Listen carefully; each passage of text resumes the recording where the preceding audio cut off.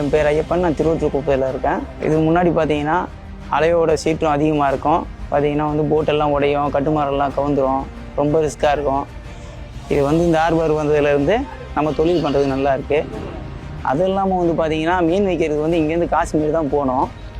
காஷ்மீர் போனால் குறைஞ்சபட்சம் ஒரு போட்லேயே போனாலும் 200 டீசல் ஆகிடும், இல்லை ஆட்டோவில் போனாலும் 100 150 ரூபா ஆகிடும்.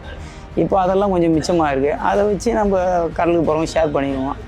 மீன் விற்கிற இடம்லாம் இருக்காது இங்கே திருவொற்றியூரில். இப்போ பார்த்தீங்கன்னா வலை பின்னுறதுக்கு தனியாக போட்டிருக்காங்க. அதெல்லாம் மீன் விற்கிற கூடம் போட்டிருக்காங்க. இதெல்லாம் ரொம்ப யூஸ்ஃபுல்லாக இருக்குது. அதெல்லாமே மீனவர் மீன் பிடிக்கிற நேரத்தில் கொஞ்சம் ஒரு மணி நேரம் முன்னாடி அது தங்குறதுக்கான வசதி செஞ்சுருக்காங்க.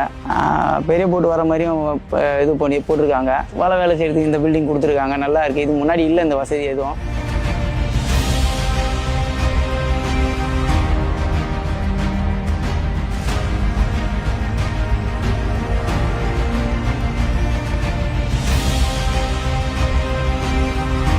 இவ்வளோ ஹார்பர் நம்ம ஊருக்கு வந்தது ரொம்ப மகிழ்ச்சியாக இருக்குது. இதை கட்டி கொடுத்த முதலமைச்சருக்கு நாங்கள் நெஞ்சார்ந்த நன்றியை தெரிவிச்சுக்கிறோம்.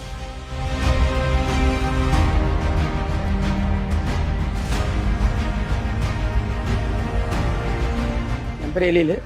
நான் திருவொற்றியூருக்கு போய் சேர்ந்தேன். இப்போ நம்ம ஃபஸ்ட்டு திருவொற்றியூர்லேருந்து காசிமேரில் போயிட்டு வரது கஷ்டமாக இருந்தது. இப்போ திருவொற்றியூரில் ஹார்பர் கட்டமும் எங்களுக்கு ரொம்ப வசதி அதிகமாக இருக்குது.